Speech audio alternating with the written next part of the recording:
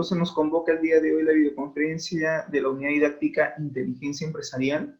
El tema es implementación de reportes de datos y dashboard para lo que es el proceso de toma de decisiones, ¿correcto? Ya hemos visto qué cosa es la toma de decisiones. En una sesión anterior hemos definido en qué consiste, de qué trata. Y naturalmente, pues, estamos en un punto donde ya debemos de tener implementado lo que es el Data Map y también lo que es el Cubo Lab.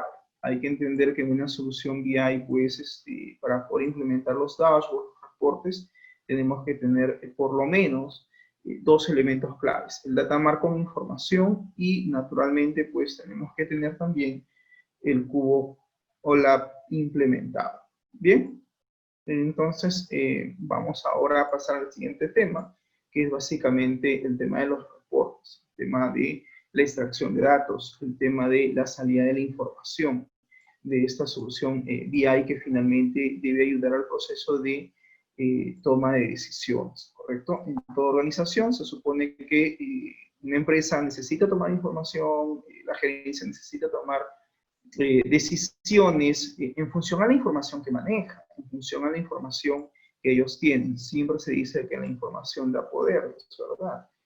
Muy bien, entonces, ese es el tema que nos convoca. Elemento de la capacidad, que ustedes aprendan a crear reportes de datos, también en la implementación de dashboard, en visualstudio.net, y también el manejo de reportes, por ejemplo, en Power BI y lo que es Microsoft Excel.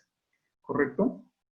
Bien, entonces, sin más preámbulo, vamos a hacer una introducción respecto al tema y vamos a ir revisando la parte teórica y luego dentro de lo que es la clase voy a hacer un feedback, una retroalimentación con respecto al tema, por ejemplo, de lo que era la creación del Data Map dentro de nuestra sesión que nos queda por realizar el día de hoy. Bien, introducción. El término Business Intelligence o inteligencia de negocio no es un tema reciente. Lo cierto es que es un concepto que ya se ha hablado de forma directa o indirecta desde hace 59 años, nos dice en este caso la teoría del día de hoy. La primera persona, dice, en hablar este término de Business Intelligence fue Hans Peter Luke. Fue un investigador de IBM, quien en su artículo denominado Business Intelligence System, o sea, un sistema de inteligencia de negocio, lo publicó en el año 1958. Hace mención, pues, al término y le proporciona la siguiente definición. Para él, inteligencia de negocios, dice, es la habilidad de aprender las relaciones de hechos presentados de forma que se guíen o que guíen, en este caso, las acciones hacia una meta deseada.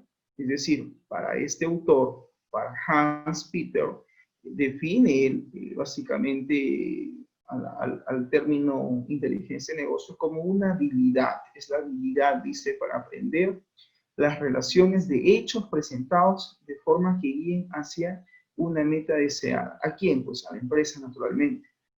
Bien, Hans fue el primero en abordar este tema. Sin embargo, no ha tenido, digamos, mucha relevancia en ese tiempo, aunque posteriormente han surgido, en este caso, otros complementos que han ayudado pues a mejorar la definición de lo que es inteligencia de negocio.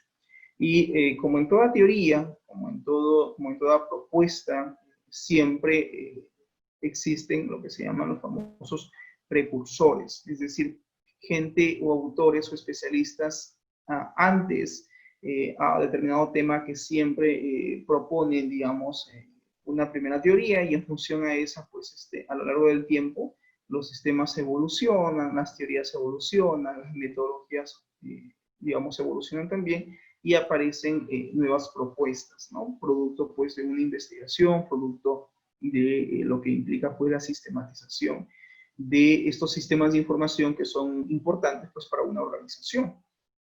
En el año 1969, este precursor que aparece con esta teoría y que luego, años más tarde, va a revolucionar la forma de implementar sistemas informáticos, porque porque acuérdense que años más tarde pues aparecen lo que se llaman los sistemas OLTP y luego pues aparece todo el concepto de lo que son los sistemas OLAP, hasta lo que hoy en día estamos viendo ya, por ejemplo, el tema de Machine Learning, que es el aprendizaje automatizado, que claro, implica pues el lenguaje R, que es un lenguaje de programación totalmente distinto a lo que conocemos.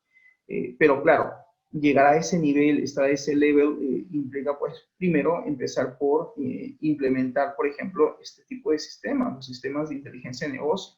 Luego viene lo que es Business Analytics, que es tan importante o tan necesario en una empresa cuando se quieren tomar decisiones pues, a nivel gerencial, ¿no?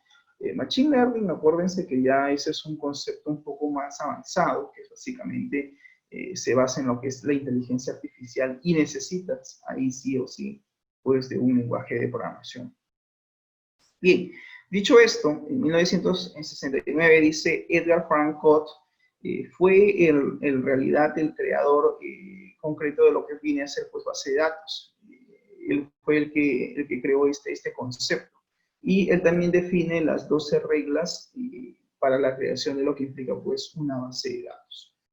En el año 1970, ¿correcto? Se desarrolló las primeras bases de datos y las primeras aplicaciones empresariales, las cuales pues permitieron realizar data entry. ¿Qué significa data entry? Entrada de datos en estos sistemas de información, estos sistemas informáticos. Aumentando pues la información disponible, pero no fueron capaces de ofrecer un acceso rápido y fácil, sobre todo, a la información. Entonces, allí, cuando ya, por esa época, por 1970, cuando ya empiezan a crearse las primeras bases de datos relacionales apoyadas, ojo, en la teoría de Frank Codd. Sabemos que Frank Codd es el precursor pues, de la teoría de base de datos, ¿no? Él es el que propone el famoso modelo entidad-relación. Es decir, él nos dice, ok, ¿quieres crear una base de datos? Sí, pues mira, para crear una base de datos, primero hay que definir entidades. Y él es el que define o sienta, digamos, el concepto de qué cosa es una entidad, qué cosa es un atributo, qué implica una relación, cuáles son los tipos de cardinalidad que pueden existir en una relación. Y que, claro, obviamente es teoría que nosotros aquí en la sala, todos, creo yo, sin excepción, ya manejamos. Todos sabemos qué es una entidad, ¿cierto? Por ejemplo, una entidad pues, es la representación de cualquier objeto real o abstracto que existe o que puede llegar a existir. Y sobre todo ese concepto del cual deseamos guardar información. O sea, esa es una entidad.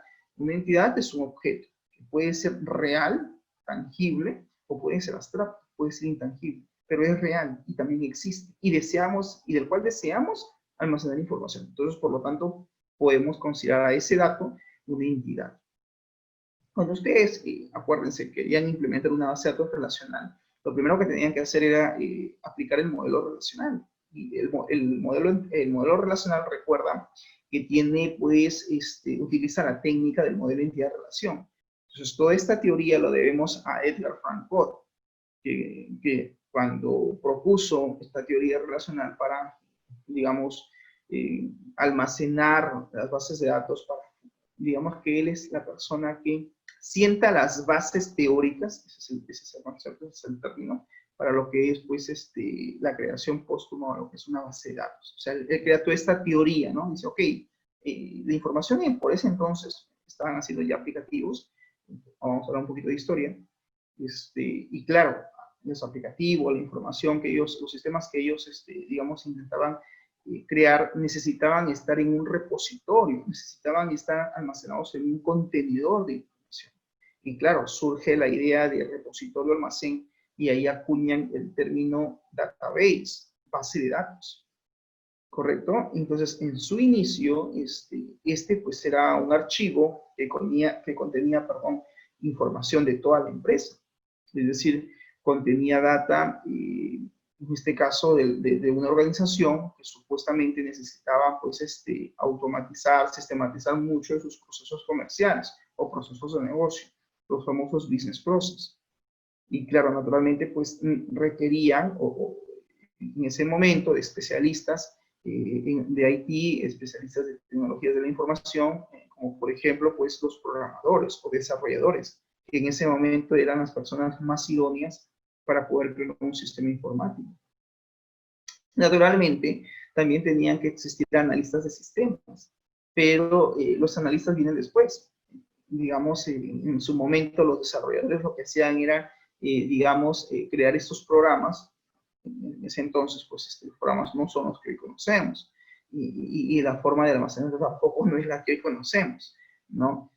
Estamos hablando que ahí todavía ni siquiera existía, por ejemplo, el floppy disk o el disquete, ¿no? Ahí todavía trabajaban lo que se llaman las famosas cintas, donde tenían que guardar la información en unas cintas, ¿no? O sea, esa es la historia de la informática. Ustedes, cuando tengan oportunidad o puedan, revisen con, la historia del almacenamiento de datos y se van a encontrar que todavía ahí existían los famosos tape, que son básicamente las cintas donde se guardaba la información y que luego pues ha ido evolucionando, ¿no? Ha ido cambiando con la aparición años más tarde de lo que es, por ejemplo, el disquete, ¿no? El disquete 3,5, disquete más grande, perdón, sí, pues de medio, es un medio, y luego fue un uso, se hizo, por ejemplo, una reducción de tamaño del disquete hasta llegar pues a lo que es el CD y finalmente hasta lo que tenemos como pendrive, como memoria USB, como dispositivo de almacenamiento externo o extraído.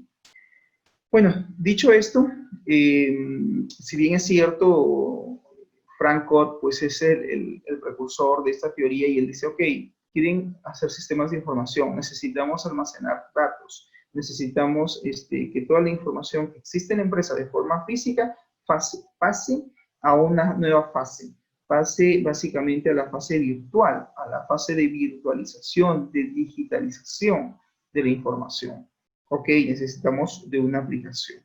Entonces ahí empiezan a crear las primeras aplicaciones que básicamente pues van a permitir las, digamos, actividades básicas como es el input, entrada de datos, el procesamiento de la información, el procesamiento de los datos, y pues también tenían el output, la salida de datos. Este output lo hacían inicialmente en pantalla, o sea, tú veías la información en pantalla, el usuario hacía su ingreso, hacía probablemente presionaba un par de teclas, porque estoy hablando de 1960 y tantos, ojo, ahí todavía no había formularios, ahí no había botones, ahí no había nada de esos elementos, ahí todavía no existía la técnica de la programación orientada a objetos, porque acuérdate que esta técnica de programación viene a partir de los años 90, después de la aparición del sistema operativo Windows 95 en el mercado, pues nace el nuevo concepto de la programación orientada a objetos, o sea que la programación orientada a objetos es reciente.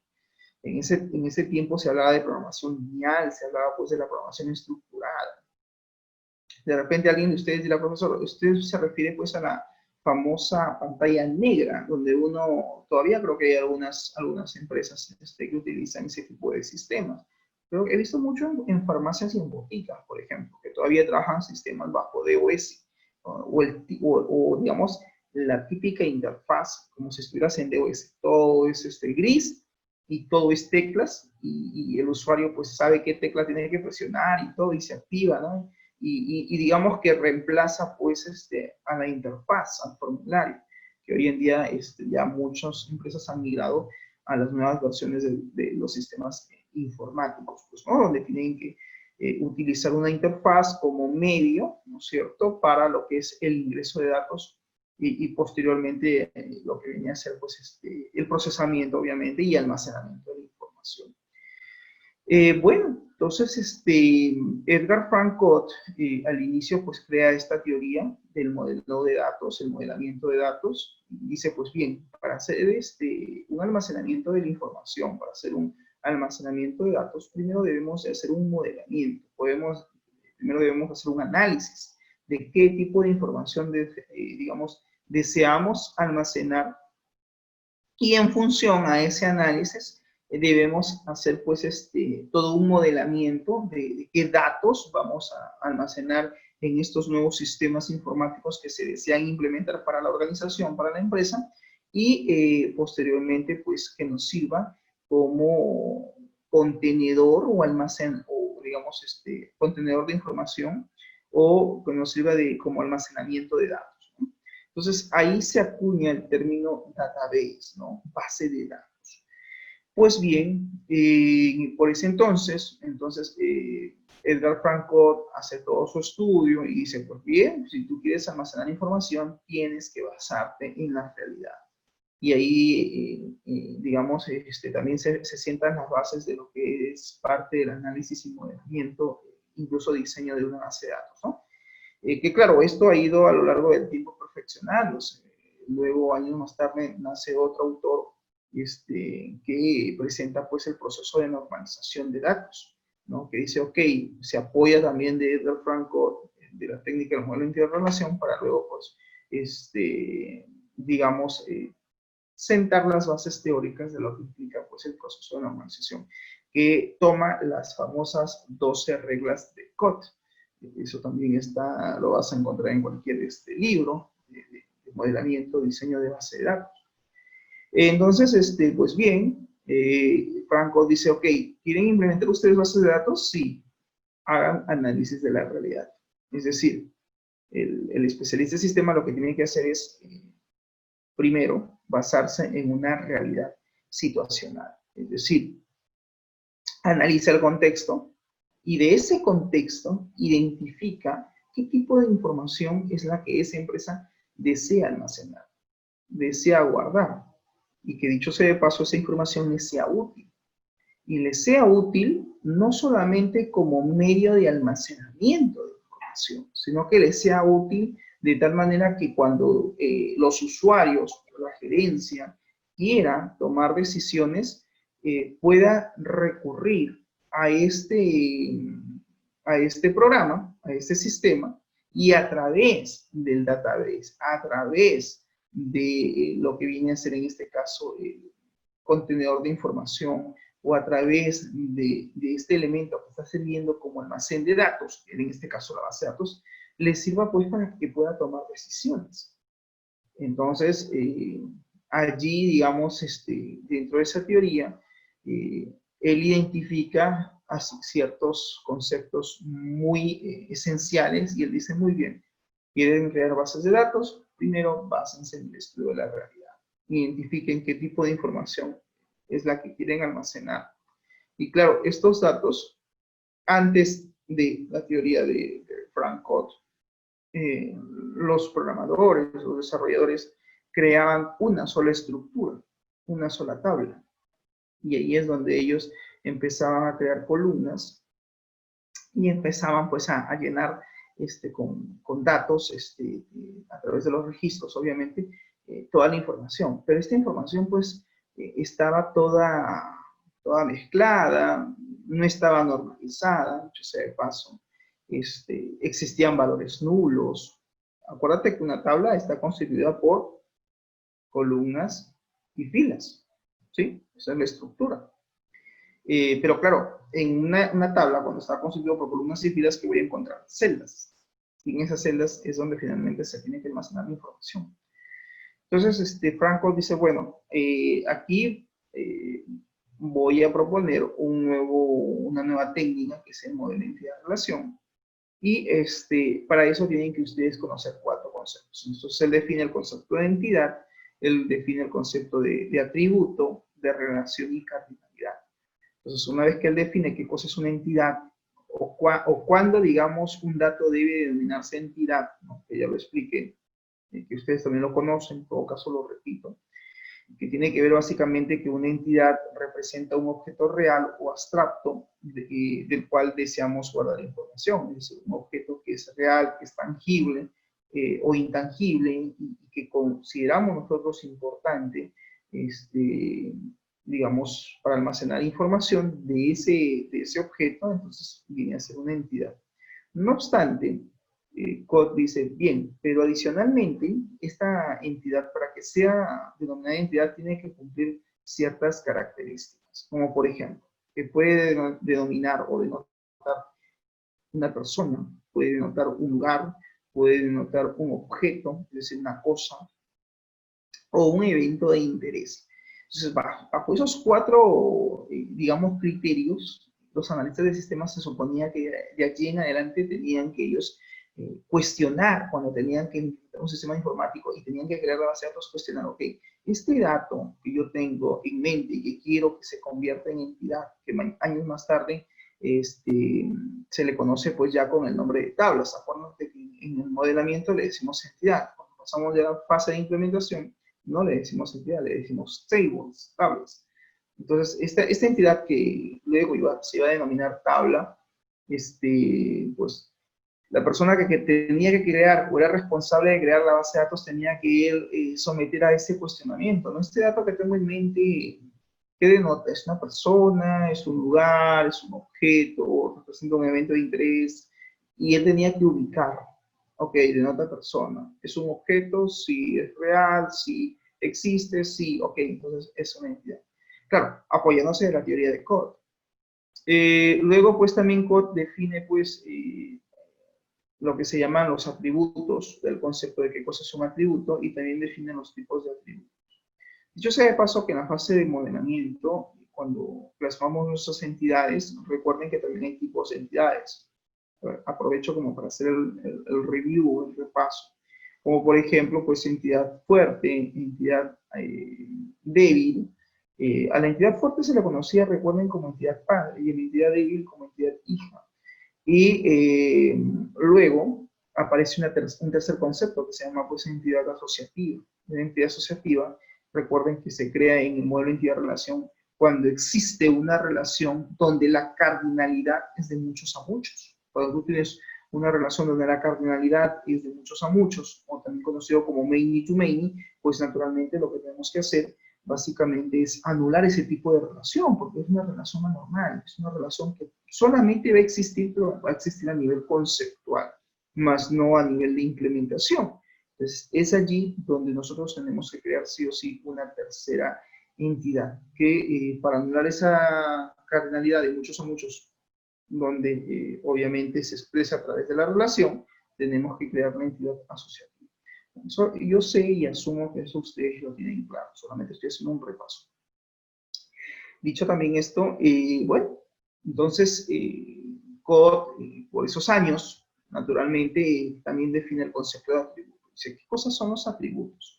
Bueno, su atributo es lo que hoy en día lo conocemos como campos, ¿no? Los atributos vienen a ser los campos y que luego van a denominarse, en este caso, campos o columnas de una tabla.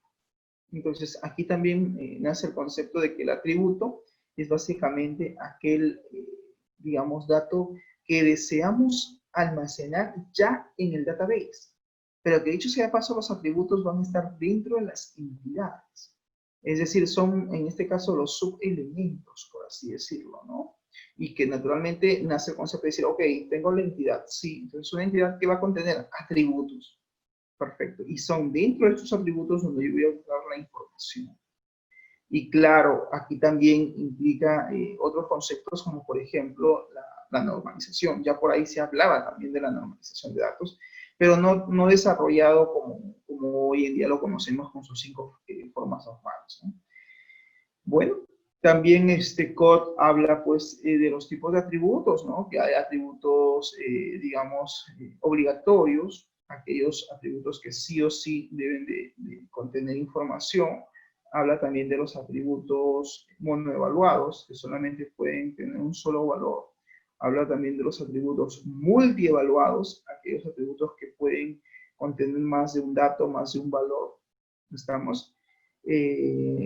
Y también habla de los atributos opcionales, es decir, aquellos atributos que pueden o no contener algún valor o dato según el contexto en el momento que se está haciendo pues, el almacenamiento de la información. Entonces, ya digamos que con la teoría de Codd, los sistemas informáticos a partir de esa fecha empiezan a tomar otro rumbo, otro camino, sobre todo en lo que es el almacenamiento de la información, porque los desarrolladores seguían creando sistemas informáticos, pero repito, ahí todavía no existía la técnica de lo que es la programación entre objetos, ahí todavía hablaban de programación lineal o programación estructural. Bueno, también ustedes recordarán que dentro de la teoría del modelo relacional o lo que es el modelo entidad-relación, también aparece un nuevo concepto, un nuevo término, que es la relación. ¿Qué cosa es una relación? ¿No? Ustedes saben que una relación es naturalmente la unión entre dos o más entidades y que de hecho sea de paso debe representar la lógica del business, debe representar la lógica del negocio. Es decir, si yo quiero relacionar dos entidades, lo que tengo que hacer es primero verificar que según la lógica del negocio, estas dos entidades realmente se pueden relacionar, realmente se ajustan a la lógica del negocio actual, a la realidad. Es decir, un ejemplo, vamos a suponer que tú quieres implementar pues la base de datos para un colegio y quieres automatizar el proceso de matrícula. Entonces, de repente, por ahí García me dice, profesor, quiero sistematizar el proceso de matrícula. Ya identifiqué dos de las muchas entidades que probablemente pueda tener ese proceso, como por ejemplo es el estudiante, y de repente está pues, no solamente el estudiante o alumno, algunos le ponen alumno, algunos le ponen estudiante, y está pues el personal administrativo, en este caso el empleado, la persona pues que forma parte ya de la organización de la empresa, ¿no? La denominación puede variar, jóvenes, ¿saben? Yo he visto, por ejemplo, en algunas base de datos que crean la tabla alumno. Yo no le pongo alumno, yo le pongo estudiante, por un tema de terminología. ¿Por qué no utilizo el término alumno? Porque alumno, bueno, si hacemos traducción y buscamos la raíz griega de la palabra alumno, significa sin luz. Y antes a la persona que no tenía luz, los griegos decían, tienes que ir a la escuela, tienes que ir a estos centros, de la historia, donde pues tiene que ir a recibir los conocimientos y donde el maestro pues era el iluminado, ¿no? La persona que le iba a brindar todos los conocimientos que le iban a servir finalmente para la vida. Entonces, ahí se decía pues que esa persona era una persona sin luz, ¿no? Y según el término es alumno. Entonces, pues no, se supone que una persona que cuando va a capacitarse va con algo ya de conocimiento. Entonces, bueno, por ahí un autor dijo que lo mejor sería denominarlo estudiante. Y creo que ese es el término correcto. Pues bien, tú puedes tener tu base de datos estudiante o alumno, por último. Y luego García dirá, pues profesor, tengo el empleado. Puedes poner empleado, puedes poner simplemente personal, como debe ser. Ok, pon empleado. Entonces, profesor, tengo estudiante y tengo empleado, pero ¿quién solicita la matrícula? Bueno, el apoderado, si es un colegio.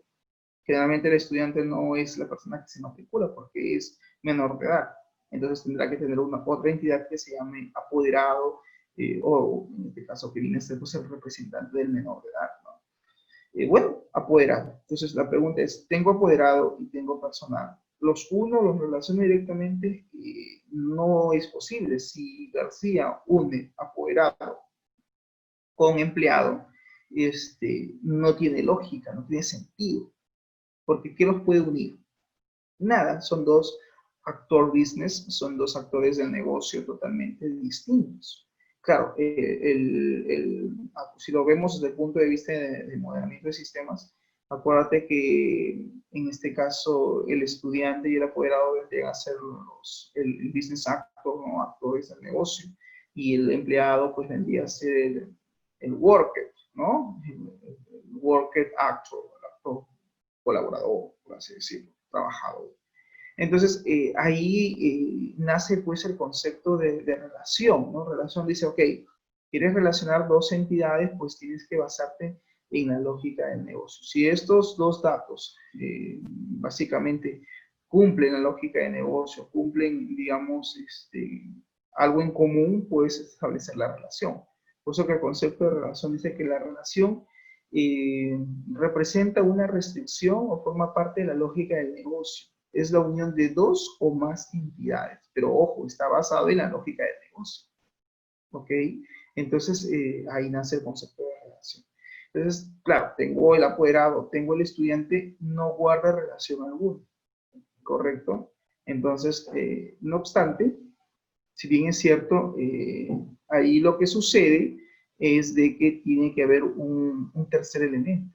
Y ese tercer elemento, ¿quién viene a ser? Pues viene a ser la matrícula. Claro, porque la matrícula es finalmente el elemento que va a permitir la unión entre estas dos entidades, ¿correcto?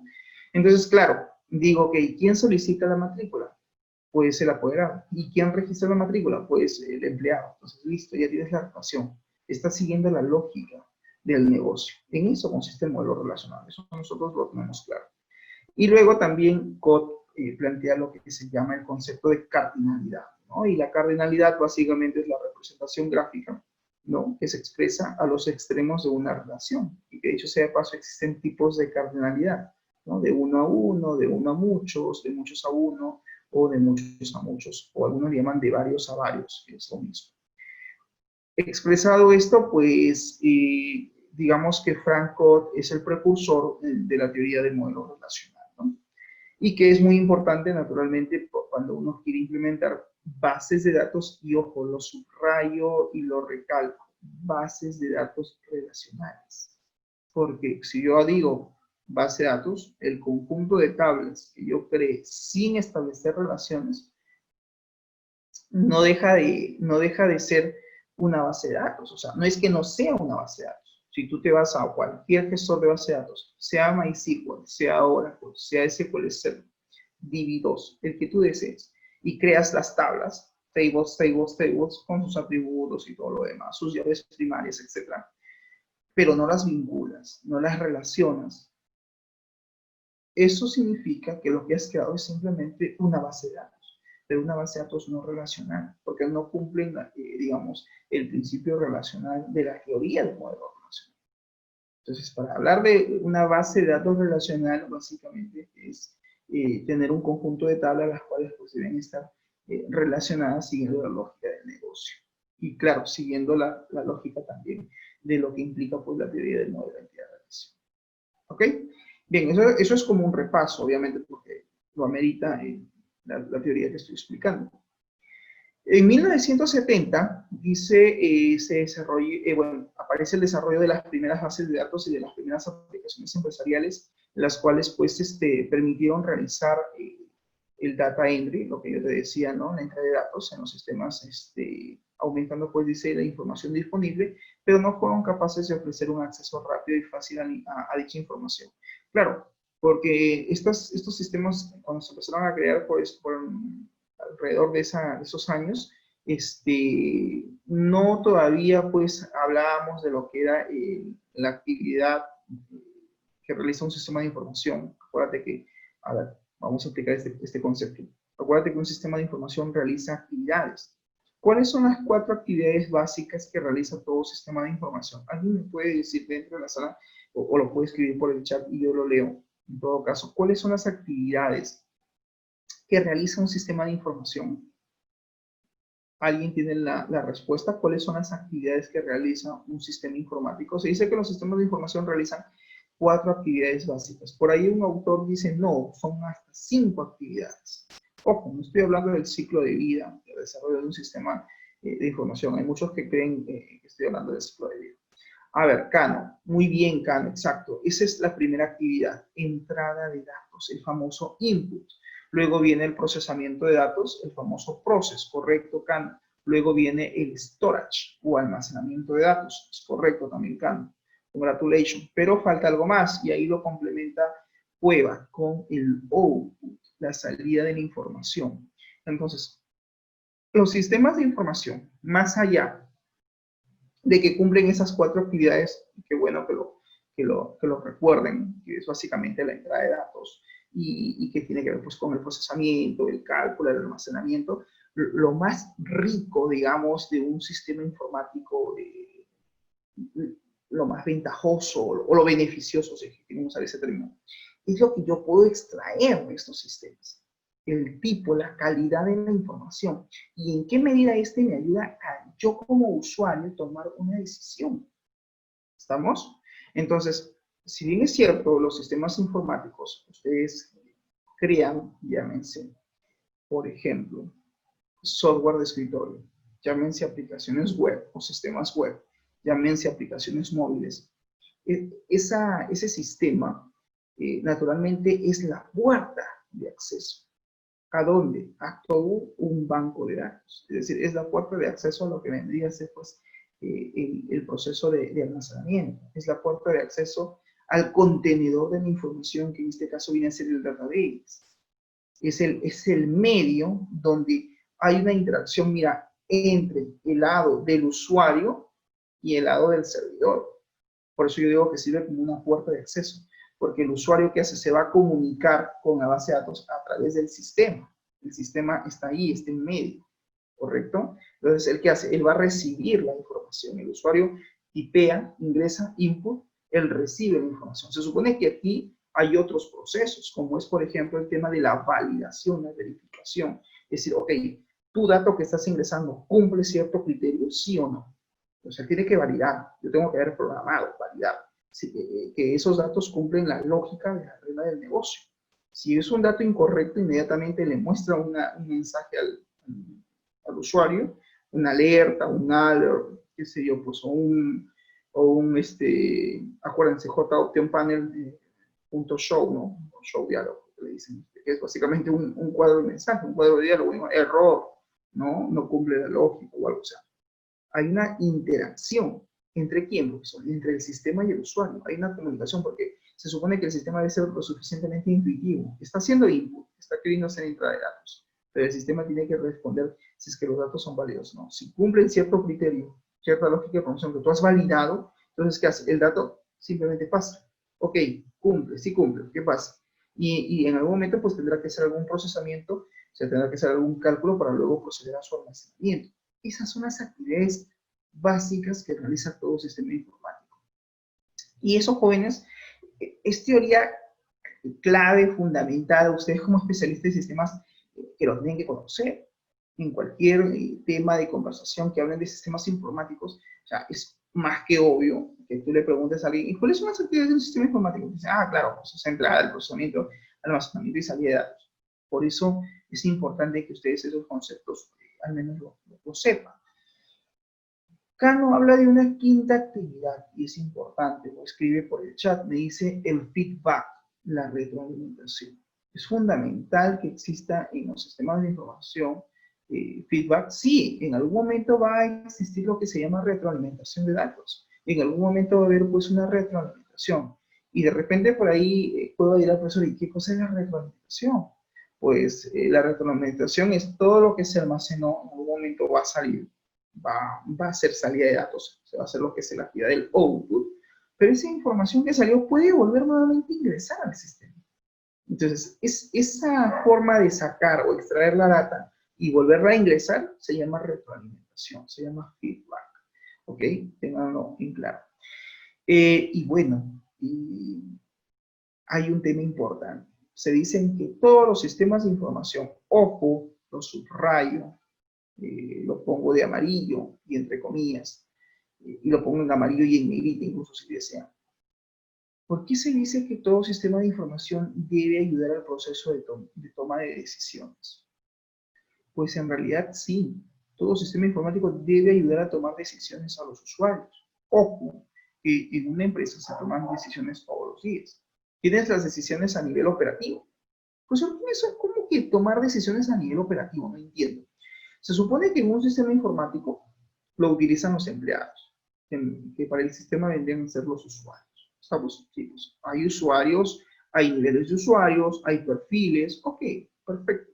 Está muy bien de que tú tengas no solamente la típica tabla de usuarios, sino que también definas por ahí la tabla perfil, la entidad perfil de usuario, o de repente por ahí la entidad tipo de usuario, para tener pues mejor clasificada la información. Es decir, no, profesor, nosotros acá lo clasificamos a los usuarios por tipos de usuario y a cada uno de ellos le damos un perfil, le damos ciertas funciones que va a poder realizar dentro del sistema. Perfecto, me parece genial. Ok, y la pregunta es, ¿y este usuario que va a acceder al sistema va a acceder para qué? Para ingresar datos, naturalmente, para poder procesarlos, naturalmente, para que sean almacenados, naturalmente.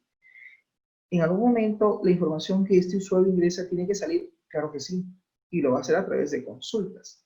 Los famosos queries o los famosos reportes de datos, que es el tema que nos toca abordar el día de hoy.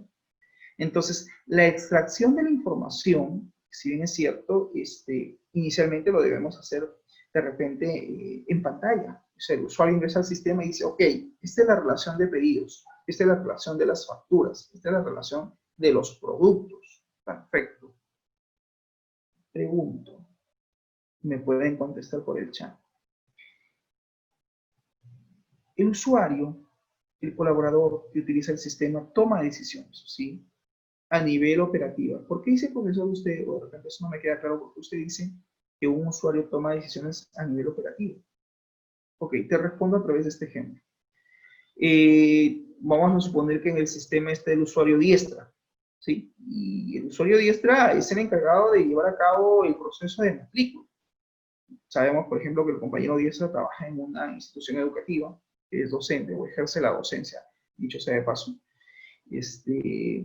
Y bueno, está, también supongo, creo que también está estudiando parte de pedagogía por ahora. Algo me comentó, y de repente lo llama el director, le dice, mira, ¿sabes qué, diestra? Necesito que me apoyes. Tú eres docente de tal especialidad, pero no hay nadie ahorita que me apoye con el tema del registro de matrícula. ¿Puedes tú, por favor, venir mañana y apoyarnos con el tema de matrícula? Obviamente es un ejemplo hipotético, estamos en pandemia, claro está, pero vamos a asumir que estamos post-pandemia. Todo es hipotético.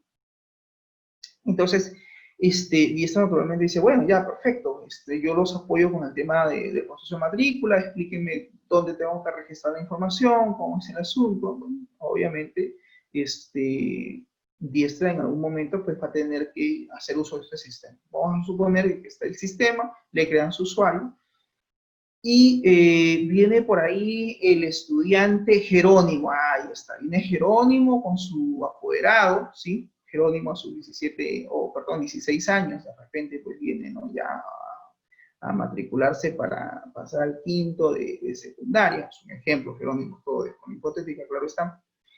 Y el padre de familia o el apoderado de Jerónimo se da cuenta y le dice, hay un error.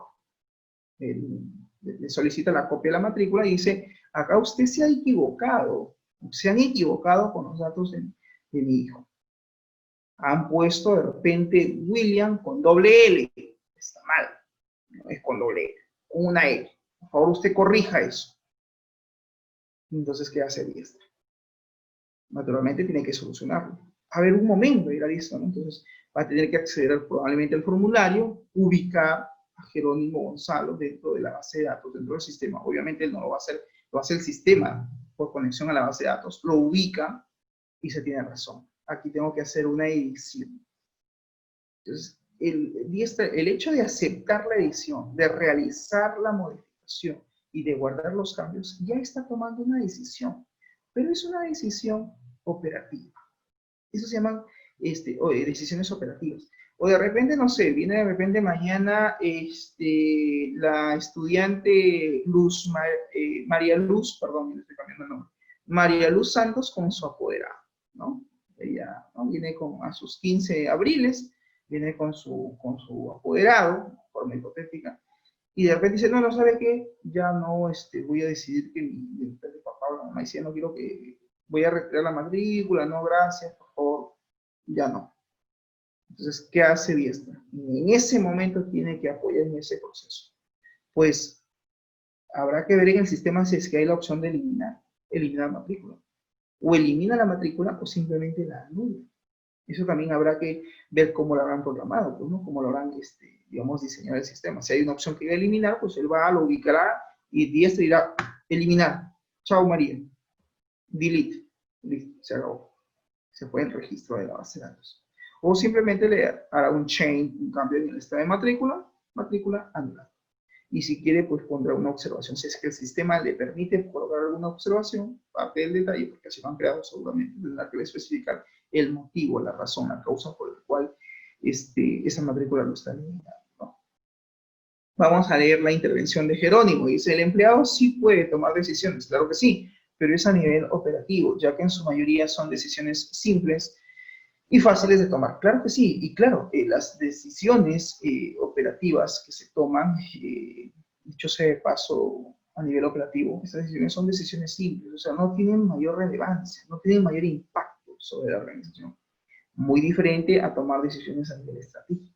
Y ahí sí intervienen pues la gerencia, ahí sí intervienen pues los jefes de área, la gerencia general, que son ellos que van a decidir, oye, implementamos una nueva sede en Lima Sur, ¿qué dicen? ¿Sí o no? Entonces, claro, no es que tampoco lo van a tomar de forma deliberada, van a tener que tener que respaldarse en algo, ¿no? Y decir, ok, pero tenemos un estudio de mercado, que nos arroja la información, que nos dice nuestro sistema, o por qué tenemos que abrir una sede en el Cono Sur, podría decir el gerente. Porque mira, nosotros estamos ubicados de repente a, no sé, a tantos kilómetros del Cono Sur, vamos a suponer de Lima Sur, obviamente de forma hipotética, y vemos que muchos de nuestros estudiantes no son de aquí de la zona, son de allá, del Cono Sur. Surge la pregunta, ¿por qué no implementamos de repente una nueva sede? No necesariamente en todo el Cono Sur, pero sí cerca digamos, a un límite, en este caso al Cono Sur. Y claro, esa decisión la va a tener que tomar la gerencia general. Pero va a decir, ok, pero ¿dónde está la información? ¿Dónde están los datos? ¿Dónde dice que realmente quiero saber cuál es el número de estudiantes que viven en esa zona? O sea, quiero saberlo, ¿no? Yo como director o como gerente, en este caso, si es que es el ejemplo de un colegio, ¿cómo sé yo que ahí están mis clientes potenciales? ¿O podría yo tener ahí clientes potenciales? Vamos a suponer pues que el colegio está ubicado, no sé, en Chorrillos, pero me doy cuenta que mis estudiantes vienen de repente de Ventanilla, de Lurín, vienen desde allá hasta Chorrillos. Entonces, wow, está lejos. ¿Por qué no poner de repente una sede en Lurín? ¿Por qué no? Esas decisiones ya son decisiones estratégicas. Eso no lo toma así nomás un colaborador. Eso ya lo hace la alta gerencia. Pero claro, necesita en este caso, pues, de datos históricos. Necesita de algún referente, algo que diga, sí, es verdad, esta es la mejor decisión que debes de tomar. A ver, ¿qué me dice Jerónimo? Claro, tiene que haber obviamente un estudio de mercado previo antes de tomar esa decisión, porque implica pues inversión, ¿no? Implica recursos, implica infraestructura, implica planilla, pago de planilla al personal que voy a asignar a esa sede, contratar más docentes, etcétera, etcétera. Obviamente que eso también implica un desembolso de una inversión. Claro, finalmente se terminará pues convirtiendo en una filial o en una sede, como yo su compañero. Es correcto, me da gusto en realidad que veo que hay ciertos compañeros que están ahí participando bien, créanme que los tengo presentes, ya revisaré sus trabajos, no se preocupen. Y bien, entonces, ¿importante el proceso de tomar decisiones? Claro que sí, claro que es importante, pero el tema es aquí, y hago la reflexión, ¿no? Es lo mismo que me den un reporte, vamos a suponer que ustedes son gerentes o jefes de algún área, y solicitan ustedes información de algún tema específico, y viene de repente el colaborador, la secretaria o el personal que tienen a su cargo, y les da un reporte de 5. Voy a exagerar, ¿ya? A mí me encanta exagerar. Vamos a decir 10 páginas. En el mejor de los casos, te da 3 hojitas, 3 páginas. Es una tabla enorme con todos los pedidos, con todas las ventas, o si tú eres parte de repente del área de compras, de todas las compras realizadas en el mes, o si estamos en el caso de un colegio, pues las matrículas por toda una sección o por todo un grado, digamos, un nivel de estudio. Nosotros somos estudiantes matriculados en el nivel primario del segundo grado, no tenemos una lista, ¿no? O estos son los pedidos, digamos, emitidos, y tienes una lista enorme. Podríamos tomar decisiones de esa lista de 3 páginas, exagerando, de 10 páginas, podemos tomar una decisión adecuada, asertiva, efectiva. ¿Qué dicen ustedes? ¿Sí o no? Podré yo, mirando una tabla que me han dado impreso y que tengo pues un montón de datos, ¿no? Con sus respectivas columnas, eso me sirve para tomar decisiones, incluso estoy hablando a nivel operativo. De repente por ahí, no sé, hay algo que hacer, tomar alguna decisión rápida. ¿Una tabla ayuda? ¿Qué me dicen ustedes? ¿Ayuda a tomar una decisión rápida? ¿Será sencillo? ¿Será la forma más adecuada, más pertinente? ¿Sí o no? ¿Y por qué? Ajá, Cueva me dice que no. Ok. ¿Qué me dice Jerónimo? ¿Es parte de una toma de decisiones? Eh, bueno, en realidad me están dando una tabla con un montón de registros, pero la pregunta es si es que eso me es útil o no. O sea, hacer la pregunta, ¿me va a servir eso para tomar decisiones? ¿Sí o no? Probablemente sea útil en un inicio para ver un detalle de la información, para saber qué datos tengo, qué tipo de información tengo, pero no me ayuda a tomar decisiones en realidad, ¿correcto?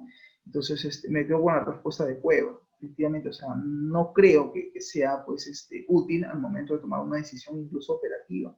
Vamos a ver qué me comenta por aquí, líneas más abajo, Cueva. Son tablas, solo dan, a ver, perdón, las tablas solo dan indicadores de cómo voy, pero no una decisión. Claro, es que justamente una tabla de datos lo que hace es que muestra la data en sí. Tú haces, es como agarrar una lupa y mirar, ¿no? A ver, ¿qué tengo? ¿Qué tengo? ¿Qué tengo? O sea, simplemente es una exploración, pero no me ayuda a tomar una decisión. Lo que ayuda a tomar decisiones rápidas, efectivas, al margen, jóvenes, si son decisiones operativas o estratégicas, básicamente vienen a ser los gráficos, un gráfico estadístico, ¿estamos? Un reporte visual. Allí sí tengo más claro el asunto. Digo, ok, no, me muestran un gráfico de barras y me dicen, mira, Castañeda, este es el gráfico de barras, este es el número de estudiantes de repente en el segundo grado, ¿no? Perdón, en todo el nivel secundario, ¿no? Del primero al quinto, y voy viendo, ¿no? Cómo va la gráfica en barras. ¿Dónde tengo más estudiantes? Ah, ok, en segundo grado, no en tercer grado, no en cuarto grado, no en quinto grado. Ok, y que me dé pues al final el número de estudiantes matriculados para este 2021. Entonces yo digo, miren, este es mi universo de estudiantes, ok, según la data estadística que me está mostrando, tengo alrededor de repente, no sé, 120 estudiantes que pasan al segundo grado. Pregunto, ¿y cuántas secciones voy a capturar? ¿Cuánta es la capacidad de mis aulas, de mis instalaciones? ¿Cómo voy a hacer esa distribución? Entonces ya me sirve a mí para tomar una decisión y decir, bueno, voy a tener lo mínimo 20 estudiantes por aula, de repente, porque tener en un aula 40 estudiantes es antipedagógico, pobre docente, ¿no? Para que atienda 40 cabecitas, a 40 estudiantes, cada uno pregunta. Debe ser un proceso pesado, llevar un registro tan amplio, ¿no? De repente lo ideal sería, en el mejor de los casos, 20, o máximo que llegue pues a 25 o 30, como top. Pero, claro, distribuir el número de secciones, asignar el número de secciones va a estar en función a la información que me muestre el sistema. Y me diga, mira, este es el número de estudiantes en el nivel primario, es un reporte, y acá tengo en el nivel secundario, a lo largo de todos los grados que, digamos, existen dentro del colegio que se dictan, ¿no? Que se dictan clases. Entonces, eso le ayuda finalmente al usuario a tomar una decisión, ¿correcto? Otro ejemplo, por decir, tengo la lista de los pedidos y digo, muy bien, este es el total de ingresos en el mes. Ok, lo tengo la información, vamos a poner que es un gráfico no de barras, vamos a cambiar de líneas y me muestra una línea, ¿no? O sea, una curva probablemente exista, ¿no? O de repente es una línea exponencial, o de repente pues ese es un gráfico donde yo veo pues cómo ha ido la evolución, ¿no? A lo largo del famoso año anecdótico que va a quedar marcado para la historia de la humanidad, el año 2020, el año que puso en jaque a todo el mundo a nivel económico y lo vamos a recordar, créanme, por siempre, ¿no? Las famosas cuarentenas. Pero bueno, es parte de la historia. Entonces, es un ejemplo, claro está, del tema de ventas del 2020. Entonces, el gerente va a decir, wow, ¿cómo fuimos? No, sí, pues en enero despegado, estábamos muy bien, enero, febrero, pero luego marzo y hubo un descenso y tenemos una caída, mira el gráfico, y tenemos una caída enorme hasta el mes de agosto, hasta principios de septiembre recién empezábamos a hacer un pequeño repunte, ¿no? Ok, perfecto. Tienes un gráfico estadístico. Estás haciendo una consolidación de la información. Estás viendo una evolución de los datos de una forma gráfica, de una forma visual. Y eso te va a ayudar naturalmente a tomar una decisión y decir, muy bien, entiendo, estamos en rojo, entiendo, estamos en caída, dirá el gerente, para lo que son las ventas. Pero no es porque mi personal sea ineficiente o sea inepto, no, es el contexto, pasó algo. De repente Cueva o Jerónimo dirá, profesor, en el caso de de un gobierno donde cambian las políticas o se cambian las reglas de juego a nivel económico, ¿eso también tiene un impacto para lo que es las ventas? Claro que sí. El cambio de gobierno incluso puede afectar a una empresa, porque cada gobierno trae sus propias políticas, se llaman políticas de Estado. Entonces tú como empresario dices, bueno, este gobierno me conviene porque trae muy buenas políticas a nivel de repente comercial, afecta a mi sector, está dando de repente promociones, está, si eres del sector turístico, pues obviamente me conviene. O de repente las políticas para tu sector no te convienen y dicen, sabes que no me convienen las reglas de juego, es mucho LGB, mucho... En fin, todo lo que estoy planteando es a nivel general, no estoy profundizando ni nada por el estilo. Pero naturalmente el cambio incluso de política interna en un país también puede tener, jóvenes, un impacto dentro de una organización. Positivo o negativo, no lo sé, va a depender qué tipo de políticas implemente un gobierno. Estamos.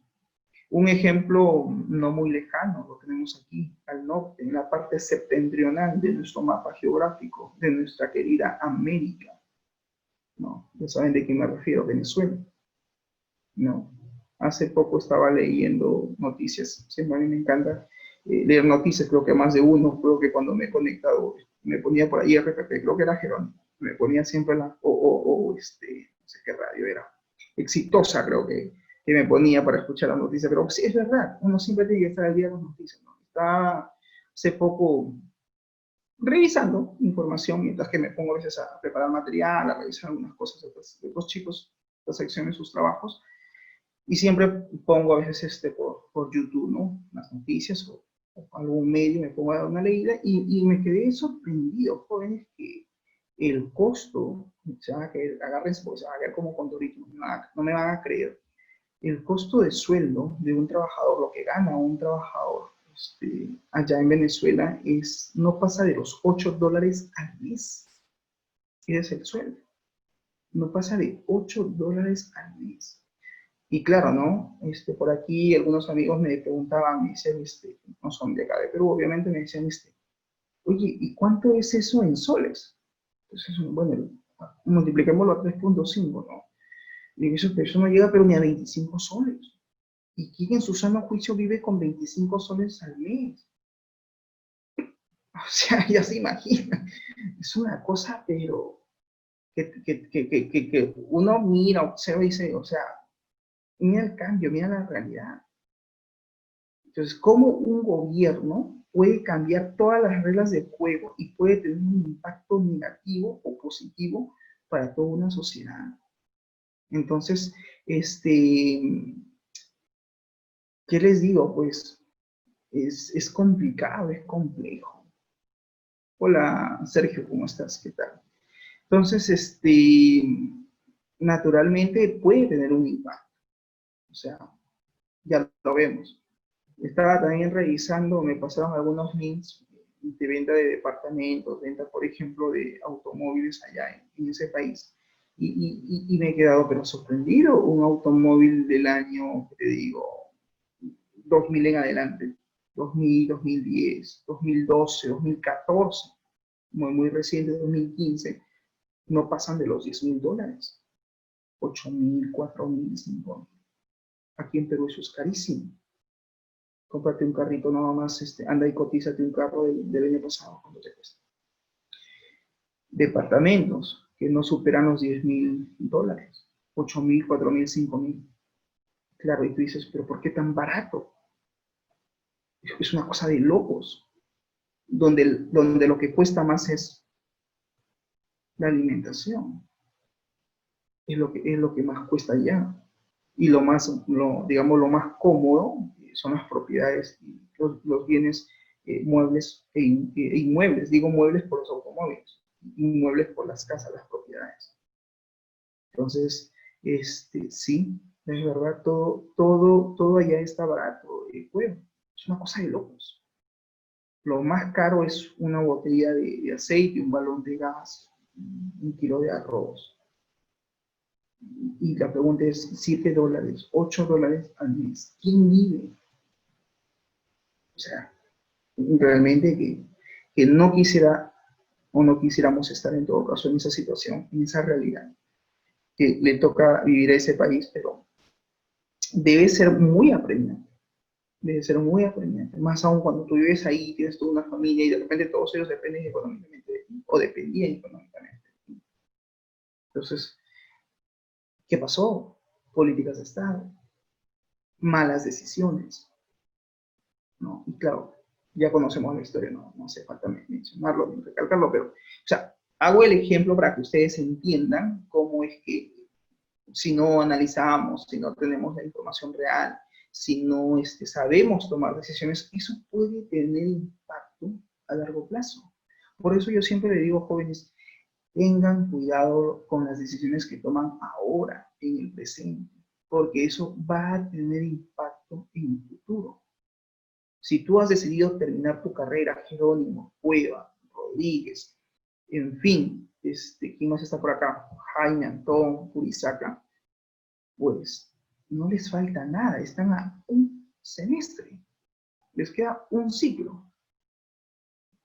Y claro, este ciclo sí que va a quedar para la historia para ustedes, porque lo están viviendo bajo una pandemia y lo estamos viviendo pues con la era tecnológica. Ahora sí, ¿no? Ahora sí hablamos de las TICs, tantas tesis y monografías que he visto que hablaban de las TICs, ¿no? Ahora sí le dan importancia. Sí, las plataformas tecnológicas, sí, hablaban de metodologías y técnicas de enseñanza. Ya, pues, mucha teoría. Ahora lleven a la práctica, a ver cómo vamos, a ver cómo nos va.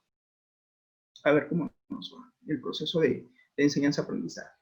Claro, aquí recién estamos haciendo, como digamos, estamos viviendo, haciendo experimento, ensayo, por así decirlo, ¿no? Y es más, el estudiante también ahora ve que es otra realidad. Profesor, no es difícil, me dijeron por ahí, llevar clases por internet, vía internet, o formarme a distancia. No es complicado. Claro, no es complicado cuando tienes a un docente que realmente pues te sube el material, te tiene pues todo en la plataforma, ¿no? Te sube tus videotutoriales, o sea, tienes toda la secuencia para trabajar. Te da todos los elementos, todos los recursos tecnológicos para que tú digas, ok, este tema lo encuentro aquí, esta es mi hoja de información, este es mi videotutorial, esto es lo que tengo que hacer, o sea, tienes claro. ¿Y qué pasa si es ese docente que te dice, no sé, investiga, pues, profesor, tengo que hacer el datamar? ¿Y de dónde me guío? ¿Qué sé yo? Ve un tutorial, no me preguntes. Te quedas sin el limbo. ¿Cómo hago eso si nadie me ha explicado? Entonces, sí, pues hay también colegas y colegas, ¿no? Hay gente que sí, que sabe que cuando uno se mete a la docencia, pues tiene que, sabe a lo que se está metiendo. Y hay gente que también que no. No digo más, no digo más.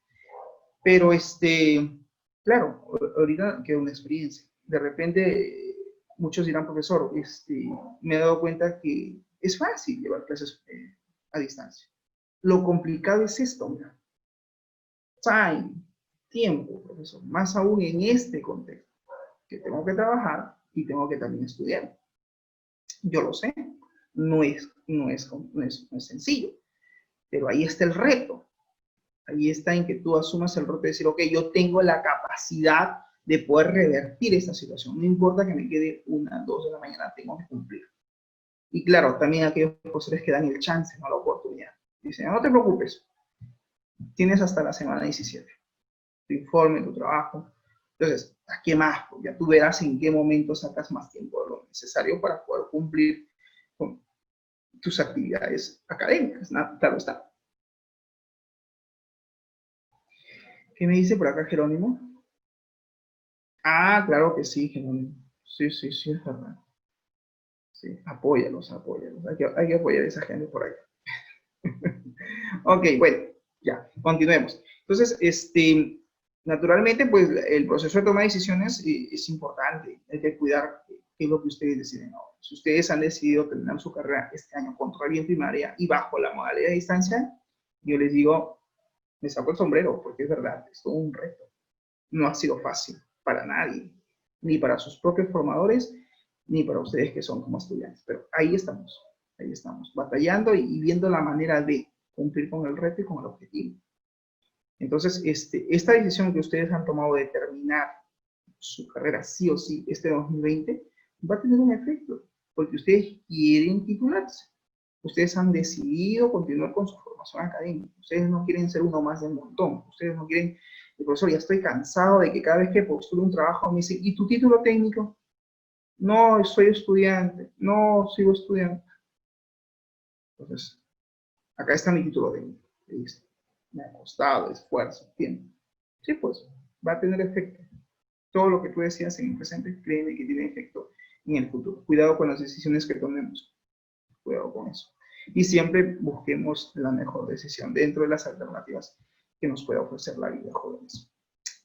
Muy bien, continuemos. En 1980 dice, aparece pues la creación del concepto de Data Warehouse y Reporting. Ya, o sea, aparecen conceptos nuevos como lo que es el almacenamiento de datos, pero ya estamos hablando, cuando hablamos de Data Warehouse, ya estamos hablando de un modelamiento dimensional, dicho sea de paso. Y cuando hablamos de Reporting, pues estamos hablando del reporte, en este caso, de generar reporte de datos. Aparece aquí dos autores que son pieza clave para este nuevo concepto. Y mira que cuando hablábamos de Data Warehouse, ustedes saben que eso es una base de datos dimensional y que forma parte de los famosos sistemas solar, de una solución de business intelligence. Y miran aquí en la teoría que he ido buscando para complementar el tema, aparece en 1980. Por eso es que en la introducción yo decía que el tema de los sistemas solares ya se hablaba hace más de 25 años atrás, dice en la introducción. O sea, estos conceptos de inteligencia de negocio, de soluciones business intelligence, ya se hablaba en la década de los 80. No todavía a nivel de implementación, pero por lo menos a nivel teórico ya se hablaba, ya se empezaban a formular algunas teorías, ¿no? Como hacer el cambio del modelo relacional al modelo dimensional. Y claro, Ralph Kimball es uno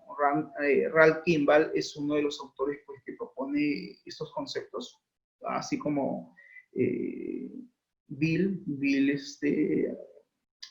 Aymon, también pues, parte de, en este caso por esa época, pues ellos definen, ¿no? Estos nuevos conceptos de la importancia que tiene pues, el tema de crear reportes de datos y el impacto que puede tener un reporte para tomar una decisión, más allá de la simple ejecución de un query, de una consola, que simplemente es ver toda la data pues en detalle, pero nada mejor como tener un reporte consolidado a través de un gráfico de forma visual, donde yo pueda ver claramente la evolución de los datos, pueda hacer una interpretación de la información y diga, ok, esta es la decisión que vamos a tomar porque esta es la fuente de la información que nos están brindando.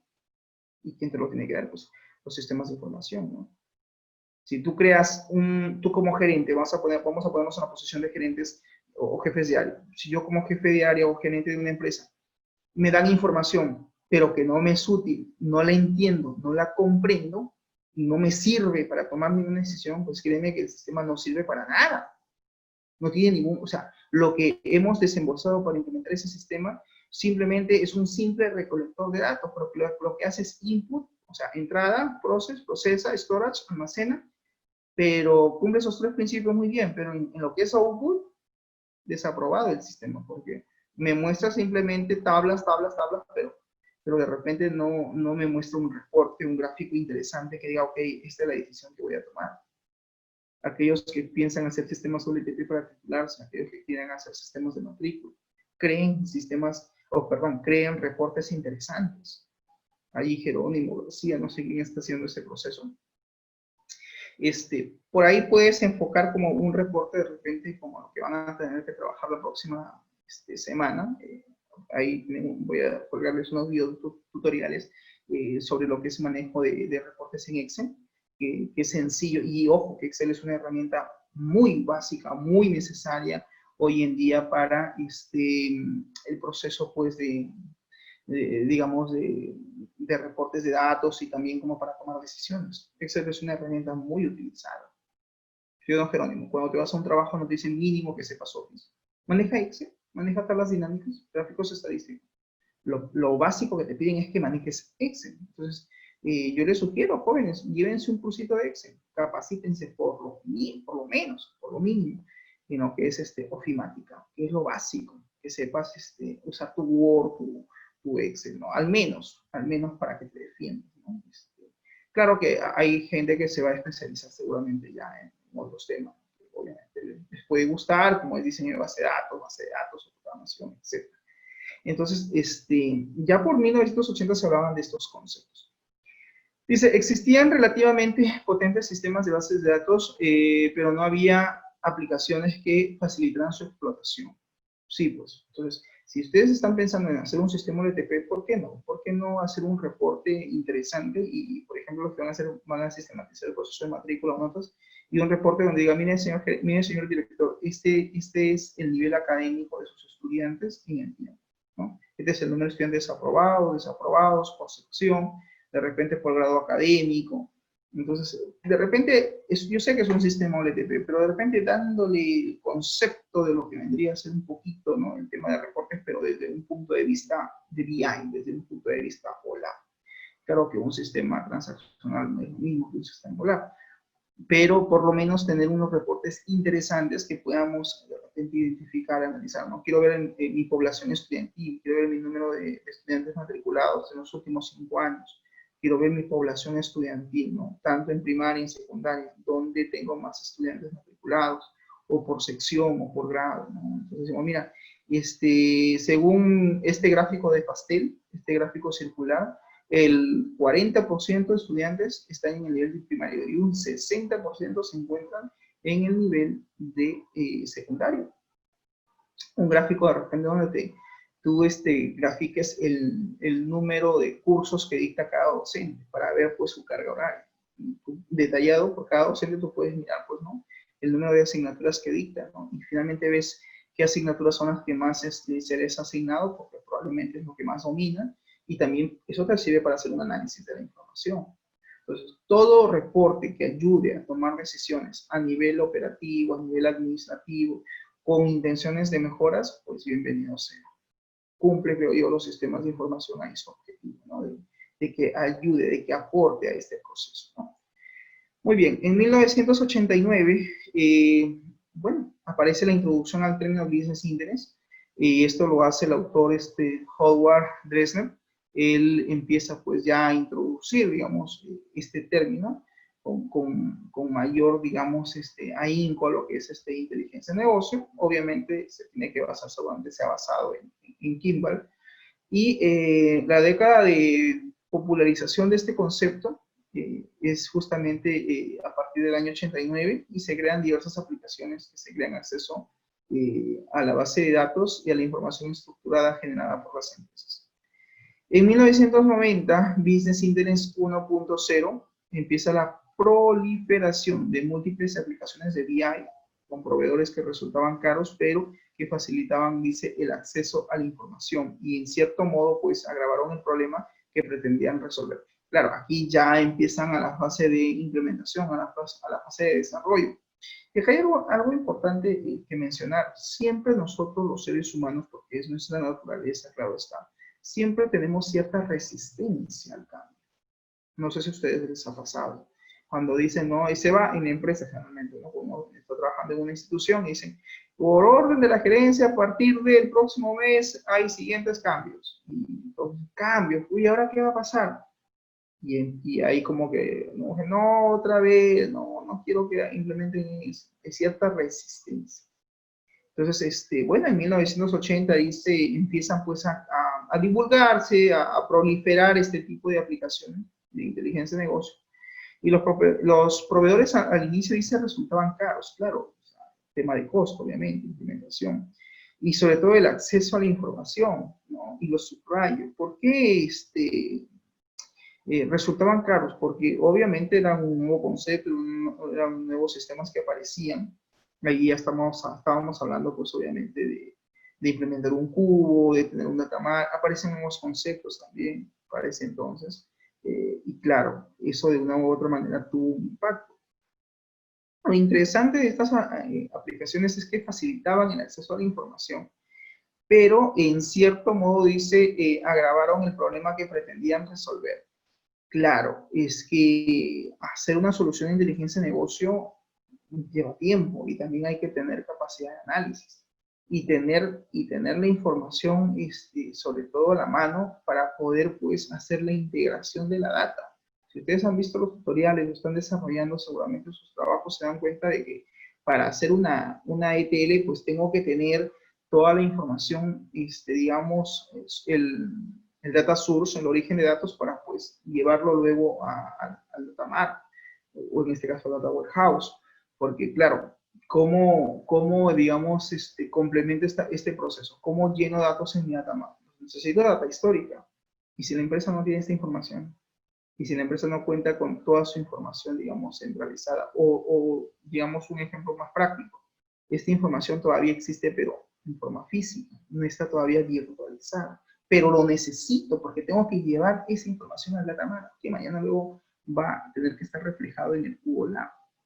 Entonces, claro, eso sí es un problema, porque si tengo datos históricos que no están virtualizados y que todavía existen de forma física, pues alguien tiene que hacer un translate de toda esa información, tiene que hacer digamos, pues toda una transcripción de lo físico a lo virtual. Y seguramente lo harán en Excel y luego pues lo migrarán, que sería lo más salomónico hacer, ¿no? Alguien que pretenda coger toda la data que está en físico y hacer inserito, cuidado, te puedes equivocar, ¿no? Y sí, pues, si te equivocas, ahí sí también podríamos incurrir en el tema fidedigno, es decir, cambiar la información fiel por terminar, pues, adulterándola o modificando. Cuidado con eso. En el año 2000, ¿así alguna pregunta o intervención? Creo que escuché por ahí un audio. ¿Preguntas? ¿Algún aporte? ¿Algo? Ok, continúo entonces.